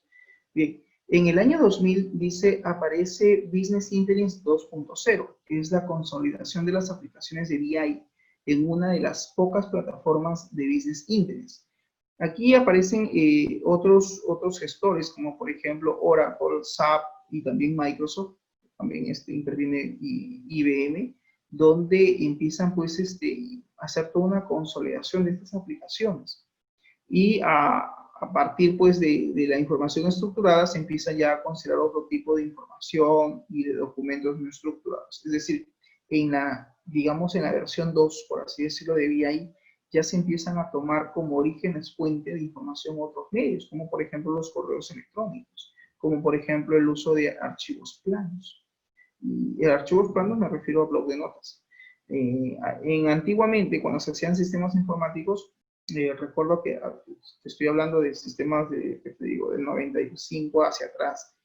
Tú querías tener toda la data, una copia que hacía, el sistema te generaba archivos TXT, archivos planos, y te salía toda la información ahí en un blog de notas. Y decían, aquí está el reporte de ventas. No, ¿qué es esto? Sí, ese era su reporte de ventas. Entonces de repente todavía la información estaba ahí, se guardó en archivos planos, y todos estos archivos planos pues los tenemos que llevar ahora a la nueva base de datos y mencionar el data mart. Entonces, ¿qué tengo que hacer? Pues tengo que hacer en este caso, un proceso de migración. Así como yo he dado los videotutoriales, o en este caso se les ha proporcionado el material con Excel, haz cuenta que es lo mismo que puedes hacer con Access y que puedes hacer incluso con un archivo plano. ¿Qué me dice Cueva? Ok. Bien, en la actualidad, ¿la cantidad de información que se almacena en las bases de datos de las empresas es inmensa? Pues sí, obviamente. No, ya estamos en otro siglo, jóvenes, ya estamos en el siglo XXI. Y ahora la información va más, como dirían por ahí mis amigos, mis amigas también, algunas extranjeras, que dicen más rápido que inmediato. O sea, sí, o sea, más rápido que inmediatamente. La información hoy en día vuela, se genera bastante data, y a partir de lo que está pasando aquí y lo que estamos viviendo en nuestro país, producto de la pandemia, créeme que esto va a tener un impacto a largo plazo. Hay muchas empresas que, créeme, se resistían al cambio. No, no, entorno virtual, no, ni hablar. ¿Qué voy a usar app móvil? No, servicio de delivery. ¿Cuándo íbamos a dar servicio de delivery? ¿Cuándo el restaurante iba a enviar sus productos o pedidos por delivery? Sí, pues. Pero ya hay muchos que están cambiando ese chip, producto del COVID-19. Hay muchos que muchos gerentes que han tenido que, como se dice, se han visto forzados a sí o sí tener que implementar el servicio de delivery. De repente, en ese pequeño restaurante, antes todo se vendía in situ, todo era, el cliente venía, muy bien, se le atendía, pues la gente tiene que reinventarse. Acá hay de dos, ¿no? Siempre una tragedia, digo yo, ¿no? Hay dos cosas. O te reinventas o te quedas como estás. Y claro, si estás compitiendo a nivel económico, estás compitiendo a nivel profesional, te quedas. Te quedas y la competencia te gana. Entonces, acá como se dice, hay muchos negocios que han tenido que implementar ese nuevo proceso, ese nuevo servicio, delivery. Y claro, hacer uso de herramientas tecnológicas. Algunos de repente con un poquito de capacidad han solicitado incluso mandar a implementar aplicaciones móviles, han mandado a implementar pues, páginas web para que todo se haga ya vía web, el proceso de pedido. Y claro, de repente todavía el pago no se hace virtual, algunos que sí, todavía lo hacen virtual, y otros dicen, no, voy a hacer el pago con tu entrega, me traes por favor el POS. Pero ya hay la intención de ese cambio, de esa migración, de la forma tradicional de trabajar a la forma virtual. ¿Se dan cuenta? Entonces, allí va a salir mucha información interesante para que estas empresas analicen para el 2021. Porque tú sabes, con esto que está sucediendo, con esto de la pandemia, hay muchas empresas que si son inteligentes ya están generando nueva cartera de clientes. Jerónimo, Cueva, Fabricio, García y todos los que están en la sala, perdón si no menciono a todos. ¿Qué es lo que hoy en día, digamos, mantiene a una empresa en pie? Alguien me dice, profesor, sus ventas, naturalmente. ¿Cuál es el elemento que tú como empresario, pongámonos en la situación de gerentes o de empresarios, tienes que cuidar? Excelente, excelente, very good. Congratulations, Cueva y Jerónimo. Claro que sí, tus clientes. O sea, a quien tú tienes que cuidar son a tus clientes. Porque recuerda que tú tienes una competencia. Recuerda que tú eres el restaurante, estás aquí y a tres puertas hay otro y al frente tienes a otro. Capacidad de respuesta. Si nosotros no tenemos capacidad de respuesta frente a una situación adversa, simplemente la competencia te come. La competencia te tumba y hay que tener capacidad de respuesta. Y claro, la razón de ser, como dice Cueva, de una empresa siempre va a ser el cliente. De una empresa la razón de ser siempre va a ser el cliente.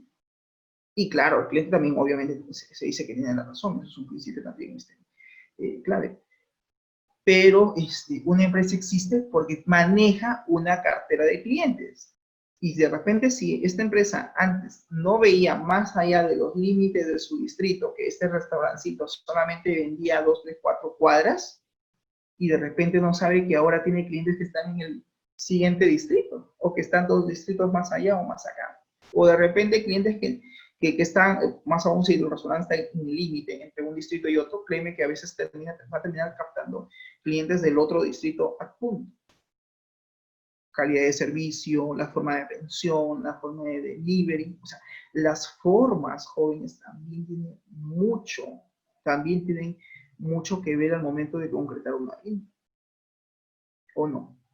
Claro que sí, claro que sí. La forma de cómo vendes, la forma de cómo ofreces sus productos. No, créeme que un cliente satisfecho va a regresar. De hecho que sí. Yo no, Jerónimo.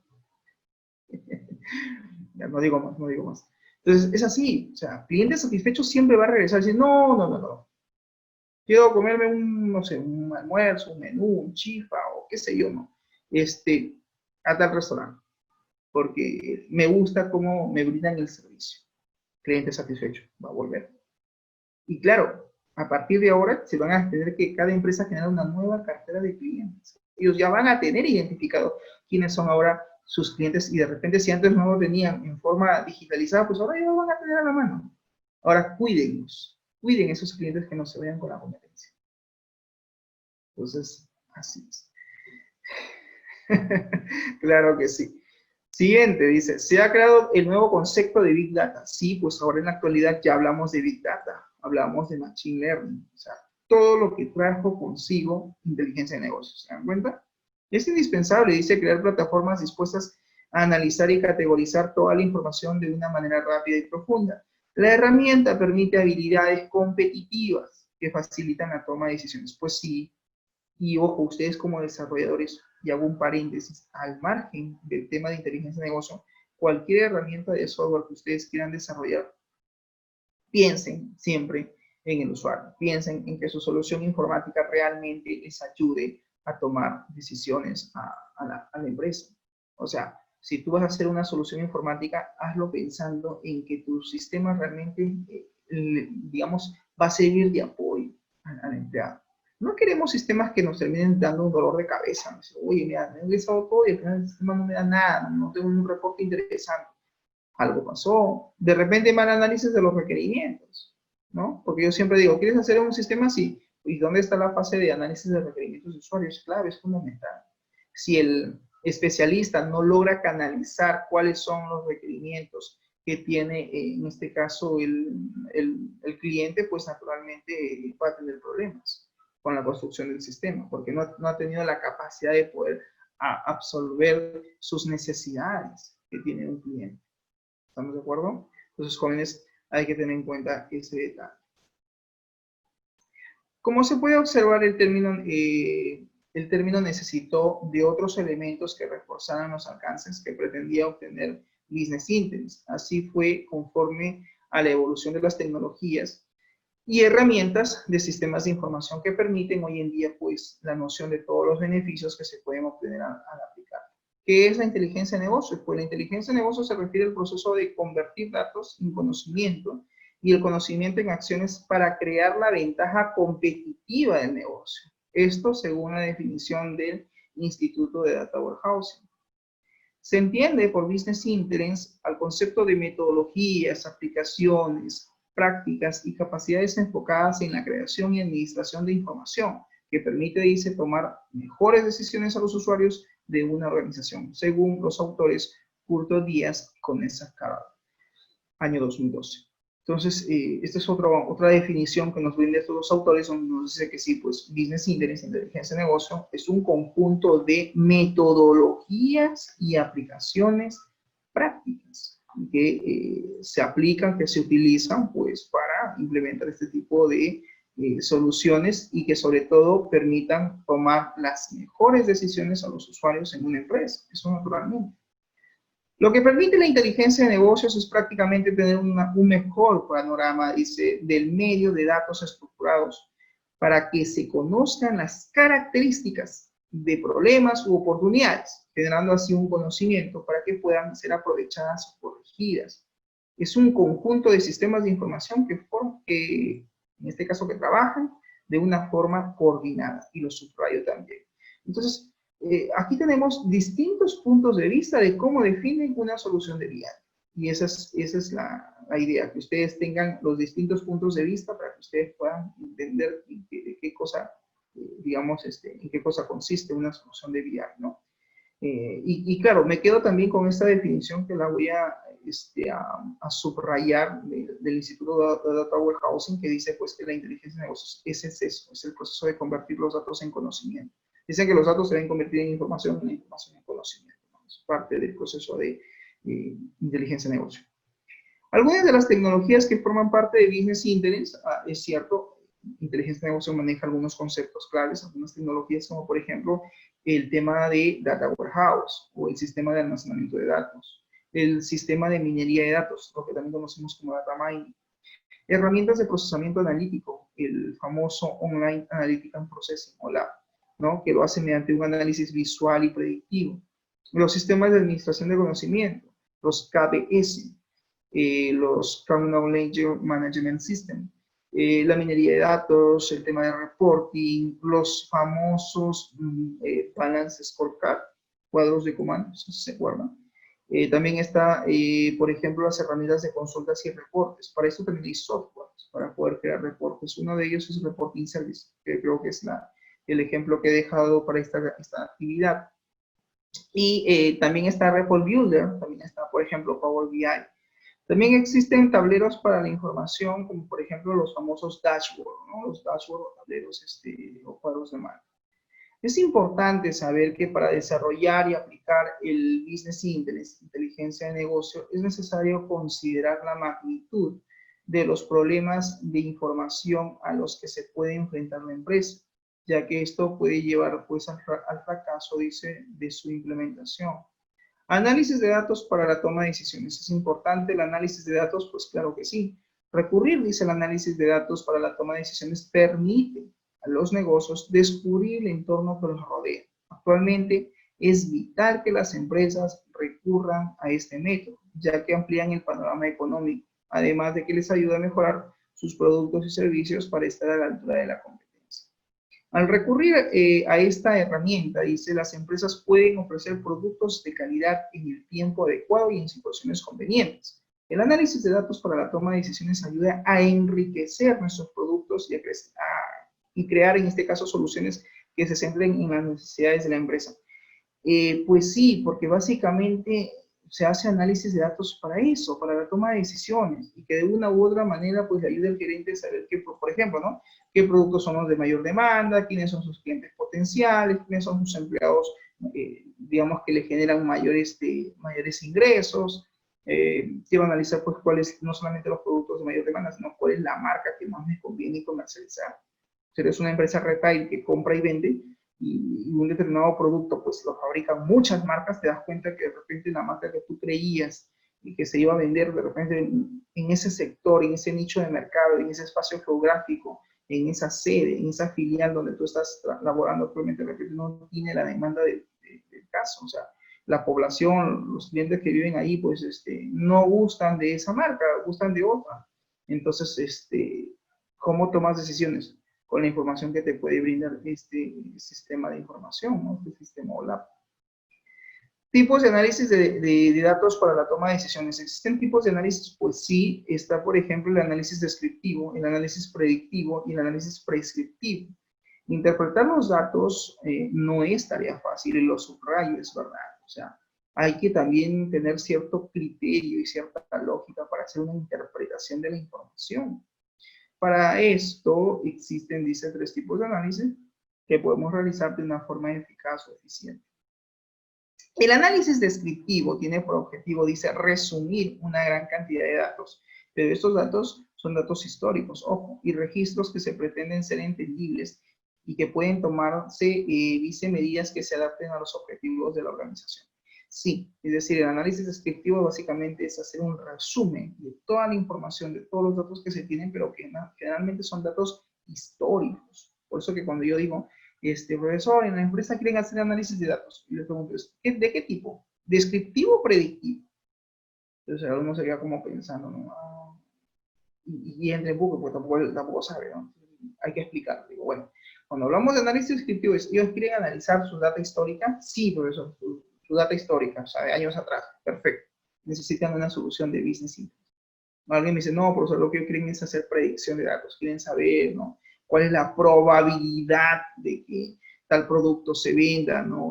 Digamos, en tal distrito, o quieren analizar quiénes serían sus clientes potenciales, porque ellos les han brindado una lista de 1000 clientes y ellos venden tales productos y ellos quieren saber, mediante un sistema, cómo saber si es que de esos 1000 clientes, quiénes realmente podrían comprarles. Eso es predicción de datos. ¿Y eso con qué lo hago? Con Business Analytics. Ese es otro tema. Ese, digamos, es el segundo nivel después de BI. Pero claro, tú tienes que saber conceptos claves, como que es una dimensión, que tengo que tener la dimensión tiempo, que tienen que haber las métricas, las variables del negocio, etcétera, etcétera. Que tengo que implementar un cubo lab, que tengo que saber, pues, los tipos de dimensiones y relaciones, qué es una FAC. O sea, estos conceptos son claves que tú lo entiendas. Si tú lo logras entender, excelente, vas a poder continuar con este proceso. Pero si tú no has resumido, no has investigado o no has interiorizado, creo que es el término de estos conceptos, entonces si te quedas un poco en la nebulosa, entonces, ¿cómo es eso de qué es una dimensión? O sea, me perdí. Claro, tienes que leer el concepto. Una dimensión es una tabla. Es una tabla que básicamente pues, va a tener un atributo identificador, una llave primaria, un key, y que va a almacenar el conjunto de atributos que tiene la tabla transaccional. Si tenías la tabla cliente, pues ahora se va a llamar la dimensión cliente. ¿Se entiende? Entonces, hay que leer y hay que repasar esos conceptos porque es importante. El análisis predictivo. El análisis predictivo, pues, es la aplicación de técnicas matemáticas o estadísticas. Y sí, aquí, si bien es cierto, y no les voy a mentir, hacer predicción de datos es manejar estadística.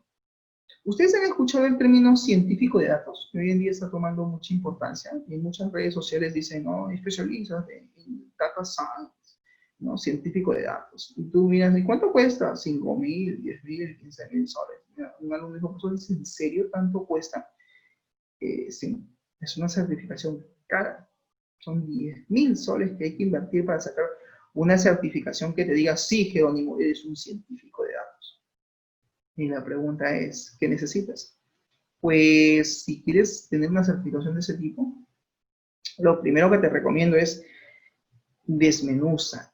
Creo que el término es interioriza, o sea, logra interiorizar dentro, acá, estos conceptos. Esto es clave para que quieras certificarte en lo que es científico de datos. O sea, tienes que tener muy claro qué es una solución BI, qué es una solución BI, qué cosas es Business Intelligence, qué cosas es Business Analytics, qué cosas es un Data Warehouse, qué cosas es Data Warehousing, qué cosas es proceso de ETL, manejar el proceso de ETL, aplicar ingeniería directa, ingeniería reversa. Profesor, usted me habla de Erwin, de generar diagramas de Erwin, SQL y de SQL de Erwin, pues sí, ingeniería inversa directa.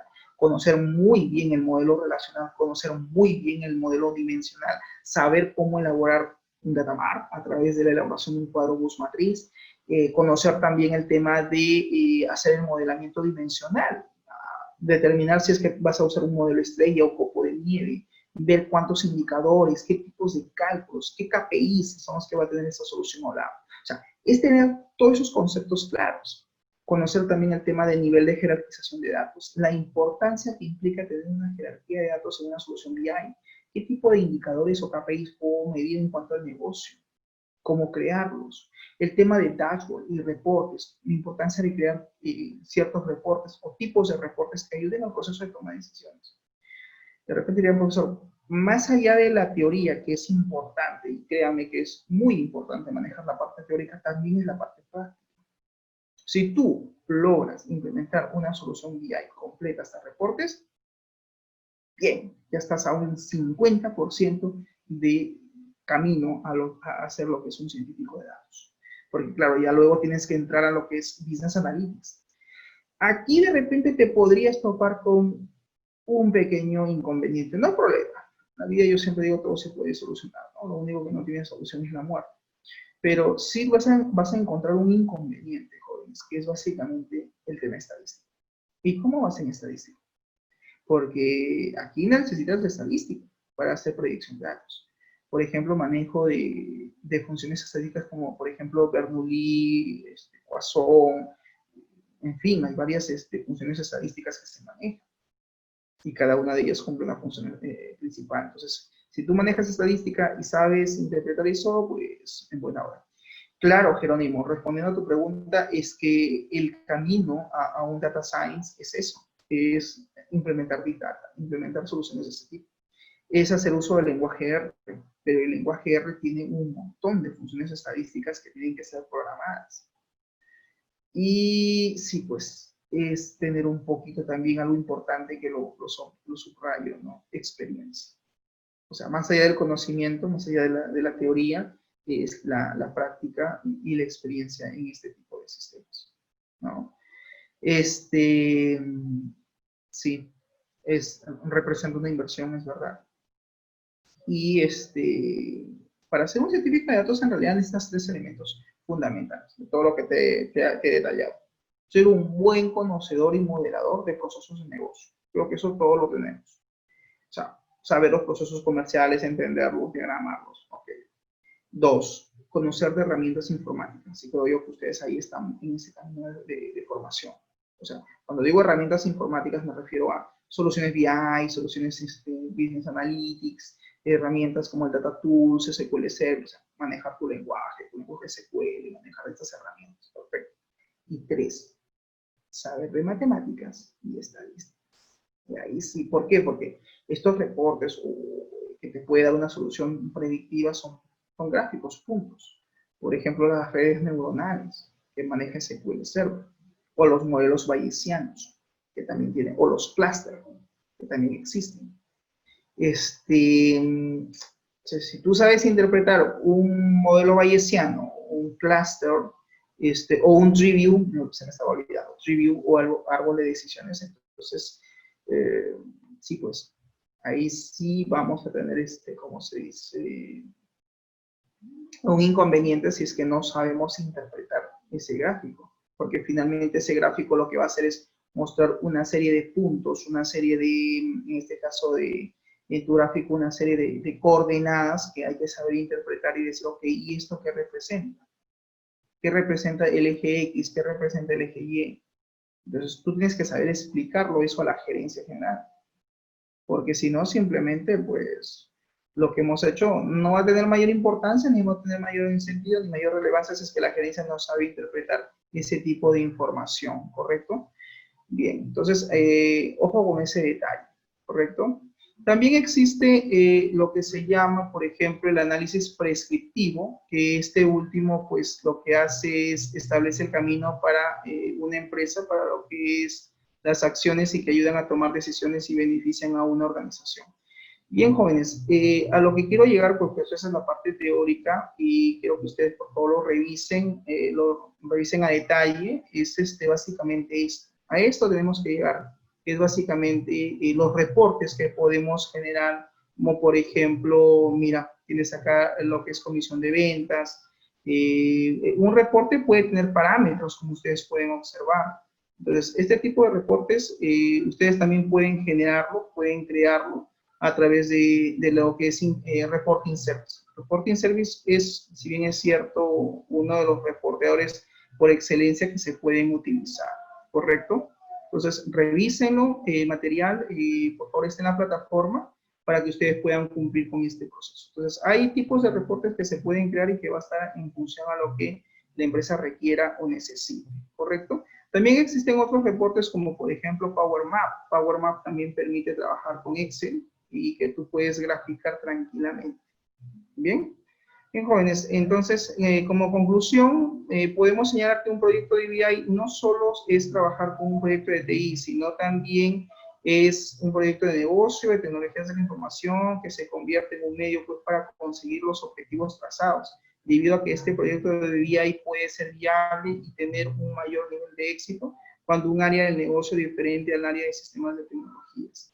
Se reconoce realmente la necesidad pues, de implementar un proyecto de este tipo, ¿correcto?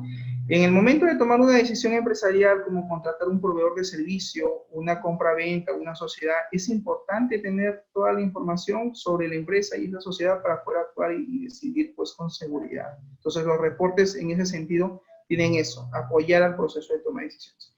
Bien, jóvenes, ¿hasta aquí hay alguna pregunta, alguna consulta de su parte? No sé si hay alguna interrogante. Lo pueden formular. Si no, eso sería todo por ahora en mi parte y nos vemos la próxima sesión. Muchas gracias por su atención y eso sería todo. Gracias.